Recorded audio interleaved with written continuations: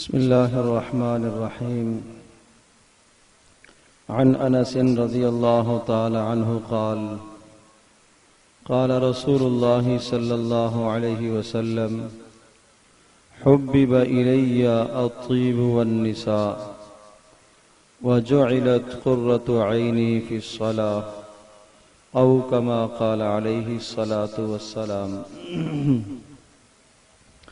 حضرت انس رضی اللہ تعالی عنہ سے روایت ہے کہ رسول اکرم صلی اللہ تعالی علیہ وسلم نے ارشاد فرمایا: حبب الی الطیب والنساء، کہ میرے دل میں محبت ڈال دی گئی ہے خوشبو کی اور بیوی کی، اور وجعلت قرۃ عینی فی الصلاۃ، اور میری آنکھوں کی ٹھنڈک نماز میں رکھی گئی ہے۔ اس حدیث پاک میں حضرت صلی اللہ علیہ وسلم نے اس دنیا کی 3 محبوب چیزوں کو ذکر فرمایا ہے۔ پہلی چیز جو حضرت صلی اللہ علیہ وسلم نے ذکر فرمائی ہے وہ ہے الطیب، کہ خوشبو کی محبت میرے دل میں ڈال دی گئی ہے۔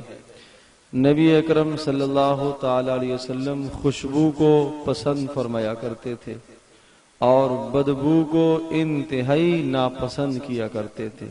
خاص کر کے کسی آدمی کے منہ سے بدبو آ رہی ہو، اس کے کپڑوں سے بدبو آ رہی ہو، میل کچیل کی وجہ سے، پسینے کی وجہ سے، تو اس بدبو سے حضرت صلی اللہ علیہ وسلم کو سخت اذیت اور تکلیف ہوا کرتی تھی۔ اور وجہ یہ ہے کہ حضرت صلی اللہ علیہ وسلم کے پاس فرشتوں کا نزول مسلسل رہتا تھا، اور فرشتوں کو انتہائی ناپسندیدہ ہے، بدبو سے فرشتے بہت نفرت کرتے ہیں۔ تو خاص کر کے پسینے کی بدبو، اسی طرح سے آدمی جب کچی پیاز لہسن وغیرہ کھا کے آتا ہے تو اس کی بدبو، سگریٹ کی بدبو، نسوار پان کی بدبو، اس قسم کی تمام چیزوں سے آدمی خاص طور پر جب مسجد میں آئے تو اجتناب کر کے آئے، اپنے آپ کو صاف ستھرا کر کے آئے۔ تو صفائی بہرحال بہت اہم چیز ہے، اور حضرت صلی اللہ علیہ وسلم نے کئی مقام پر اس کا حکم فرمایا۔ اور دوسری وجہ یہ عرض کی ہے کہ نبی علیہ الصلوۃ والسلام خوشبو کو پسند کیا کرتے تھے۔ ہر اچھی طبیعت خوشبو کو پسند کرتی ہے، ہر نیک طبیعت خوشبو کو پسند کرتی ہے۔ حضرت صلی اللہ علیہ وسلم خوب خوشبو استعمال فرمایا کرتے تھے۔ نبی علیہ الصلوۃ والسلام سر میں خوب تیل لگایا کرتے تھے۔ یہ آپ علیہ الصلوۃ والسلام کی سنت ہے۔ یہ اعمال ہم کریں سنت سمجھ کر کریں۔ تیل لگانا سنت سمجھ کر ہو، خوشبو کا استعمال سنت سمجھ کر ہو، پھر اس پر اجر ملے گا۔ نبی علیہ السلام جب خوشبو استعمال فرمایا کرتے تھے تو حضرت صلی اللہ علیہ وسلم دائیں طرف پہلے خوشبو لگایا کرتے تھے۔ تیل جب سر میں استعمال فرمایا کرتے تھے تو دائیں جانب پہلے تیل لگایا کرتے تھے۔ صحابہ کہتے ہیں کہ آپ علیہ السلام کے سر میں اتنا زیادہ تیل لگا ہوا ہوتا تھا کہ آپ علیہ السلام اپنے سر کے اوپر پگڑی یا ٹوپی کے اندر ایک کپڑا رکھتے تھے اور وہ ہر وقت تیل سے بھیگا ہوا ہوتا تھا، اتنا زیادہ تیل لگایا کرتے تھے۔ تو یہ اس لیے تھا کہ بہرحال حدیث میں بھی آیا، ارشاد بھی فرمایا کہ من کان لہ شعر فلیکرم، جس آدمی کے بال ہوں اسے چاہیے کہ وہ بالوں کا اکرام کرے، بکھرے ہوئے نہ پڑے ہوئے ہوں۔ اس طرح سے جو ہے آدمیوں بالوں کا بکھرا ہوا ہونا اور بغیر ترتیب کے ہونا یہ کوئی اچھا نہیں ہے۔ آپ علیہ السلام بہت اہتمام کرتے تھے، اور آپ حیران ہوں گے نبی علیہ السلام کی نفاست کا یہ حال تھا کہ آپ علیہ السلام جب بالوں میں یا سر میں کبھی خارش کرنے کی ضرورت پڑے تو آپ علیہ السلام ہاتھ سے خارش نہیں کرتے تھے، بال خراب تاکہ نہ ہو۔ آپ علیہ السلام کوئی تنکا اٹھاتے اور اس سے ہلکا ہلکا سر میں کھجایا کرتے تھے۔ تو نبی علیہ السلام اس قدر نفاست پسند تھے کہ کوئی بے ترتیبی چیز اور کوئی جسے کہا جائے کہ ایسی چیز کہ جو اچھی انسان کے ساتھ نہ لگتی ہو، نبی علیہ السلام کو یہ پسند بالکل نہیں تھی۔ اور خاص کر کے عرض کیا کہ بدبو سے تو بہت ہی نفرت تھی، تو خوشبو پسند کیا کرتے تھے۔ عود رسول پاک صلی اللہ علیہ وسلم نے استعمال فرمائی ہے۔ مردوں کو ایسی خوشبو لگانے کا حکم دیا کہ جس کی خوشبو پھیلتی ہو اور رنگ اس کا نہ ہو، اور عورتوں کو حکم دیا کہ وہ ایسی خوشبو استعمال کریں کہ جس کا رنگ ہو اور اس کی خوشبو زیادہ پھیلتی نہ ہو، رنگ والی ہو، خوشبو زیادہ نہ پھیلے۔ عورتوں کو منع فرمایا کہ وہ خوشبو سے معطر ہو کر اپنے گھر سے باہر نہ نکلا کرے۔ سخت وعید فرمائی ہے کہ وہ عورت جو خوشبو استعمال کر کے اور زیادہ خوشبو استعمال کر کے جب باہر نکلتی ہے فَهِيَ كَذَا وَكَذَا، فرمایا وہ گناہ کی طرف دعوت دینے والی ہے۔ آپ علیہ السلام نے بہت ڈانٹ فرمائی ہے، شدت فرمائی ہے اس معاملے میں۔ تو بہرحال عورتوں کو بھی استعمال کرنے کی اجازت دی ہے، وہ اپنے گھر کی چار دیواری کے اندر رہ کر اپنے شوہروں کے لیے استعمال کریں تو کوئی حرج نہیں ہے۔ یا عورتیں کسی تقریب میں جا رہی ہیں اور اس نیت سے کہ تاکہ جسم سے کوئی کسی قسم کی بدبو نہ ہو تو بھی قدر مناسب خوشبو استعمال کرنے کی اجازت ہے، لیکن ایسی خوشبو کہ جو دور تک پھیلتی ہو اس کی اجازت بہرحال عورتوں کو نہیں ہے، مردوں کو اس کا حکم ہے کہ وہ ایسی خوشبو استعمال کریں۔ تو نبی علیہ السلام کی محبوب چیز ارشاد فرمایا، مجھے اس دنیا کی 3 چیزیں محبوب ہیں۔ پہلی چیز تو آپ علیہ السلام نے خوشبو کا تذکرہ فرمایا، تو ہم بھی نبی علیہ السلام کی جو محبوب چیز ہے، پسندیدہ چیز ہے، ہم بھی اس کو محبوب بنائیں، یہ ایمان کا حصہ ہے۔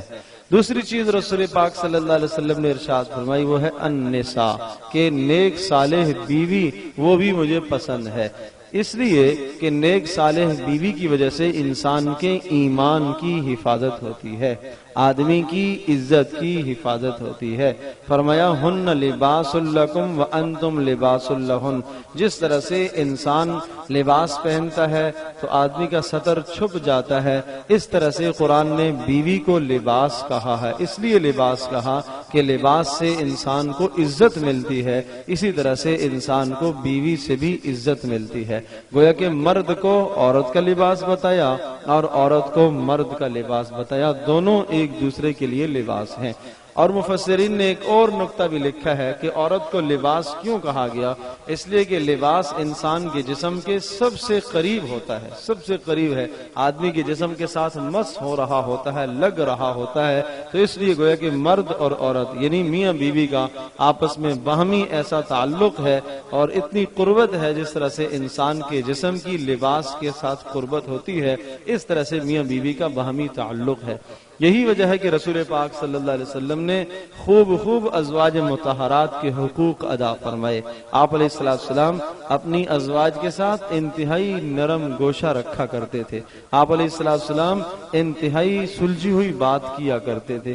نبی علیہ السلام ازواج مطہرات سے کبھی کبھی مذاق بھی فرمایا کرتے تھے۔ آپ علیہ السلام ازواج مطہرات کو کبھی کبھی کوئی قصہ کہانی بھی سنایا کرتے تھے۔ آپ علیہ السلام ازواج مطہرات سے دل لگی کی بات بھی فرمایا کرتے تھے۔ حضرت عائشہ فرماتی ہیں رضی اللہ تعالیٰ عنہ، مجھے نبی علیہ السلام نے ایک مرتبہ 11 عورتوں کی کہانی سنائی۔ آپ علیہ السلام نے یہ واقعہ، یہ کہانی کیوں سنائی؟ اس لیے سنائی ہے تاکہ گھریلو زندگی انسانوں کو پتہ چلے، لوگوں کو پتہ چلے کہ بیویوں کے ساتھ کیسے برتاؤ کرنا ہوتا ہے۔ تو نبی علیہ السلام کا یہ برتاؤ تھا۔ اور دوسری جانب آپ علیہ السلام نے یہ بھی ارشاد فرمایا الدنیا کلھا متاع، دنیا سارا کا سارا سامان ہے، وخیر متاع الدنیا المرأۃ الصالحہ، دنیا کا سب سے بہترین سامان نیک صالح بیوی ہے۔ پھر نیک صالح بیوی کی پہچان آپ نے ذکر فرمائی، فرمایا جب مرد اس کو دیکھے، شوہر اسے دیکھے تو وہ شوہر کو دیکھ کر خوش کرے، شوہر کو خوش کرے اور شوہر کو دیکھ کر وہ مسکرائے، یہ اس کی نیکی کی علامت ہے۔ اور ارشاد فرمایا جب شوہر غائب ہو، گھر میں موجود نہ ہو تو اپنی عزت کی، شوہر کے مال کی، شوہر کے بچوں کی حفاظت کرے۔ اور اسی طرح سے فرمایا شوہر کی اطاعت کرے، اگر شوہر قسم کھا لیتا ہے تو اس قسم کو وہ پورا کرے۔ ارشاد فرمایا یہ اطاعت گزار بیوی ہے، یہ نیک صالح بیوی ہے۔ ایک صحابی آئے، کہ اللہ کے رسول میری اہلیہ تو ایسی ہے کہ جب میں گھر میں داخل ہوتا ہوں دروازے پر میرا استقبال کرتی ہے، دروازے پر استقبال کرتی ہے، اور جب میں رخصت ہوتا ہوں تو دروازے سے آ کر رخصت کرتی ہے، میرا ہاتھ لے کے چومتی ہے۔ آپ نے ارشاد فرمایا وہ جنتی عورت ہے۔ تو اس حسن سلوک پر رسول پاک صلی اللہ علیہ وسلم نے اس عورت کو جنتی کہا۔ دوسری جانب مردوں کو بھی حکم دیا اور خوب حکم دیا، اتقوا اللہ فی حق النساء، عورتوں کے حقوق کے سلسلے میں اللہ سے ڈرتے رہنا، اللہ سے ڈرتے رہنا، اور ان کو ستانا نہیں، اذیت نہ دینا، تکلیف نہ دینا۔ ایک عورت اپنا گھر بار چھوڑ کر آتی ہے، ماں کی باپ کی قربانی دیتی ہے، خاندان کنبے قبیلے کی قربانی دیتی ہے، کس کے لیے؟ شوہر کے لیے ساری قربانی اس نے دی ہے، تو اسے اس کی قربانی کی بہرحال قدر کرنی چاہیے، اور اس کے ماں باپ کو بھی عزت سے دیکھنا چاہیے۔ شوہر کو چاہیے کہ اپنے ساس سسر کا احترام کرے، بیوی کے سامنے ان کی بے اکرامی نہ کرے، اس سے گھر کے اندر اختلافات پیدا ہوتے ہیں۔ تو آپ علیہ السلام نے اپنی محبوب چیزیں گنوائی ہیں دو۔ پہلی بات ارشاد فرمایا خوشبو مجھے محبوب ہے، دوسری نیک صالح بیوی، اور تیسری بات ارشاد فرمائی وجعلت قرۃ عینی فی الصلاۃ، اور نماز تو مت پوچھو، اس میں تو میری آنکھوں کی ٹھنڈک ہے، نماز تو اس میں میری آنکھوں کی ٹھنڈک ہے۔ بظاہر عمل نماز تو آخرت کا ہے، لیکن اس دنیا میں فرمایا مجھے اس نماز سے راحت ملتی ہے۔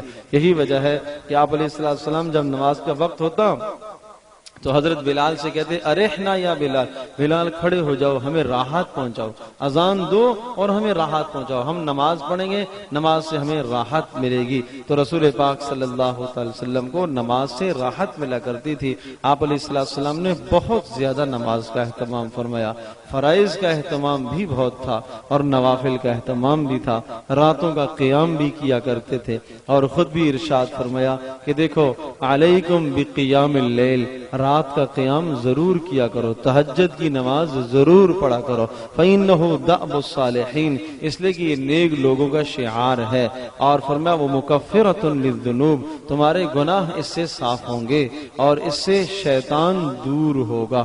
فائدے رسول پاک صلی اللہ علیہ وسلم نے بتائے، ایک نیک لوگوں کا طریقہ، دوسرا تمہارے گناہ معاف ہوں گے، تیسرا اس سے شیطان بھاگتا ہے، دور ہوتا ہے، اس لیے رات کا قیام کیا کرو۔ آخری بات یہ عرض کرتا ہوں، رات کے قیام کے لیے کوئی ضروری نہیں ہے کہ آپ نیند لے لیں اور سو کر اٹھیں تو تہجد ہے، نہیں، آپ تاخیر سے سونے کا اہتمام ہے گھر میں، اول تو جلدی سونا چاہیے، لیکن اگر تاخیر سے سوتے ہیں تو پھر رات کو سونے سے پہلے باوضو ہو کر 2 رکعت 4 رکعت جو سہولت سے ہو سکے پڑھ لیں، یہی آپ کا قیام اللیل ہے، یہی رات کا قیام ہے، یہی آپ کی نماز تہجد ہے۔ اور اگر رات کے آخری حصے میں موقع مل جائے تو بڑی سعادت کی بات ہے۔ حدیث پاک میں آتا ہے رات کے آخری حصے میں اللہ پاک کی طرف سے ندا آتی ہے، آواز آتی ہے، کوئی ہے حل من مستغفرن، کوئی ہے استغفار کرنے والا، میں اس کے گناہوں کو بخشوں، کوئی ہے توبہ کرنے والا، میں اس کی توبہ قبول کروں، کوئی ہے رزق مانگنے والا، میں اس کو رزق عطا کروں۔ آج کتنے لوگ رزق کے معاملے میں پریشان ہیں اور آمدنی کے مسائل میں پریشانیاں ہیں، بے روزگاریاں ہیں، بے برکتیاں ہیں، اور ظاہر سی بات ہے کہ جب فجر کی نماز بھی رہ جائے، تہجد تو دور کی بات ہے، فجر بھی رہ جائے گی تو پھر روزی کہاں سے ملے گی، کیسے روزی آئے گی؟ تو اس لیے آپ علیہ السلام نے ارشاد فرمایا کہ اللہ پاک کی طرف سے آواز آتی ہے رات کے آخری حصے میں کہ کوئی ہے مجھ سے روزی مانگنے والا جس کو میں روزی عطا کروں۔